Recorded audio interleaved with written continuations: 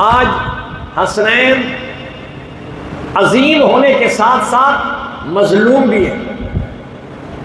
مظلوم اس لیے ہے کہ تاریخ نے اتنی بڑی زیادتی کی کہ حسنین کے 6 سال لوگوں کے سامنے بیان کیے کہ یہ حضور ایسے پیار کر رہے ہیں، صحابہ ایسے پیار کر رہے ہیں۔ 6 سال کے بعد حسنین کی ساری سیرت کو پیچھے کر دیا اور پھر جا کے کربلا میں لے کے چلے گئے۔ بھائی درمیان میں جو عرصہ ہے وہ کہاں ہے؟ نبی کریم صلی اللہ علیہ وسلم کی جب وفات ہوئی ہے، حضرت حسین 6 سال کے تھے، حضرت حسن 7 سال کے تھے، بچے تھے۔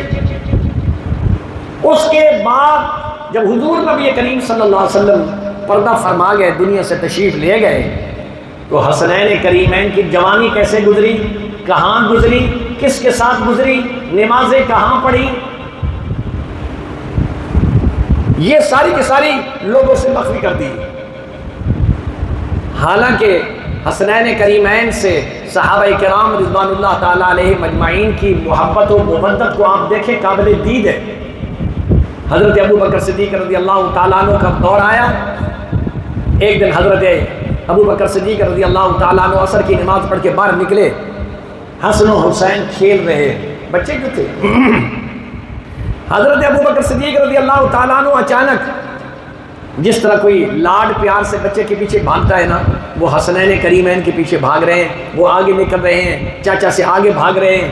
آخر میں حضرت ابو بکر صدیق رضی اللہ تعالیٰ عنہ نے انہیں اٹھایا، ایک کو دائیں کندھے پہ بٹھایا، دوسرے کو بائیں کندھے پہ اٹھایا، اور صحابہ نے یہ منظر راستے میں دیکھا، کہا ابو بکر یہ کیسا منظر ہے؟ فرمایا میں حضور کی نقل کر رہا ہوں، میں نے ایک دن حضور کو دیکھا ہے کہ حسین دائیں کندھے پر ہے، حسن بائیں کندھے پر ہے، اور حضور ان کو اٹھا کے آ رہے تھے۔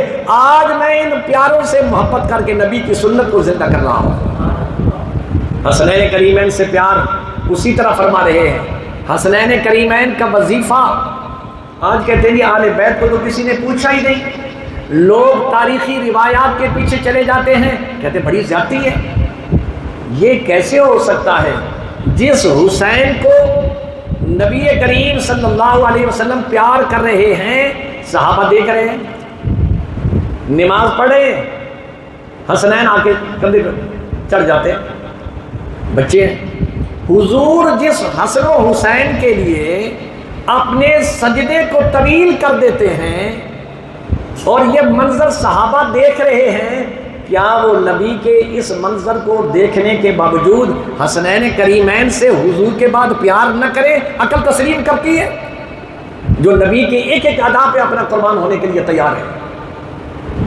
کبھی حسین کو اٹھا کے سونگ رہے، صحابہ نے پوچھا امیر المومنین یا رسول اللہ صلی اللہ علیہ وسلم یہ کیسا منظر ہے؟ آپ نے فرمایا ہما ریحانی فی الدنیا، مجھے جنت کے باغیچوں میں سے پھولوں کی خوشبو سونگھنے کو جی جب چاہتا ہے، میں حسن و حسین کو سونگھتا ہوں، مجھے جنت کی خوشبو ان سے آتی ہے۔ وہ حسین جسے حضور اپنی زبان مبارک چوس رہے ہیں، کبھی حضور ان کی زبان کو چوس رہے ہیں، یہ منظر سارا صحابہ کے سامنے ہے، اور پھر یہ کہا جائے کہ ان آل بیت کے ساتھ تو بڑی زیادتی ہوئی ہے، صحابہ خیال ہی نہیں کرتے تھے، یہ کیسے ممکن ہے؟ وہ صحابہ جو نبی کا انتخاب ہے، جو خدا کا انتخاب ہے، صحابی اس طرح خود نہیں بنتا، صحابیت کے لیے رب نے خود بڑا سخت امتحان دیا۔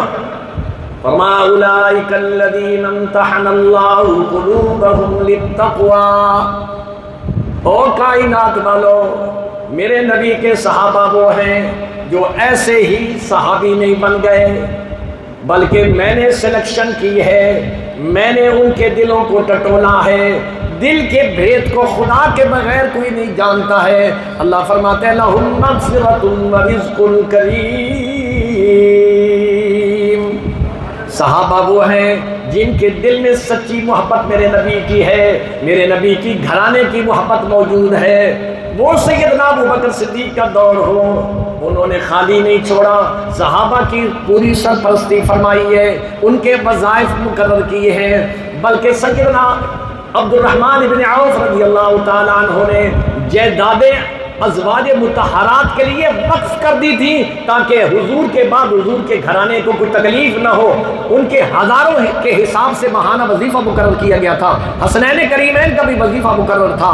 حضرت عمر فاروق رضی اللہ تعالیٰ عنہ کا دور آیا, وظیفہ بڑھا دیا.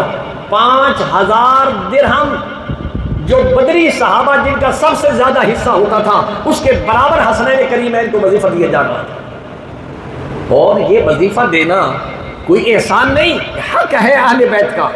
نبی کے گھرانے کا حق ہے جن کے صدقے میں اللہ ساری کائنات کو روزی دے رہا ہے, ان کی خدمت کیوں نہ دی کی جائے. سیدنا فاروق اعظم رضی اللہ تعالیٰ عنہ کے صاحبزادے ابو کو شکایت کرتے, ابا جی میرے بال بچے زیادہ ہیں, حسنین کریمہ نبی بچے ہیں, ان کو 5000 مجھے 2000. سیدنا فاروق اعظم رضی اللہ تعالیٰ عنہ فرمایا, بیٹا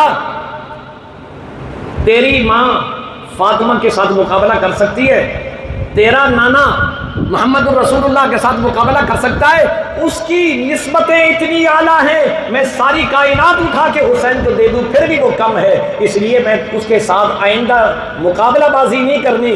حسین حسین ہی ہے, تو عمر کا بیٹا ہے, وہ علی کا بیٹا ہے. وہ علی جیسے حضور نبی کریم صلی اللہ علیہ وسلم نے فرمایا, اے علی میں خواب دیکھا ہے میں نے, تیرا گھر جنت میں میرے گھر کے سامنے ہے. وہ علی جسے حضور نبی کریم صلی اللہ علیہ وسلم یہ شان بخش رہے ہیں کہ حیدر کرار کا لقب دیا جا رہا ہے, اللہ کا شیر جسے کہا جا رہا ہے, جو ہر میدان میں جاتا ہے تو فتح حاصل کر کے آتا ہے. دنیا علی کی شجاعت کو مانتی ہے. تو میں عرض یہ کر رہا تھا, پھر حضرت فاروق اعظم رضی اللہ تعالیٰ عنہ کے دور میں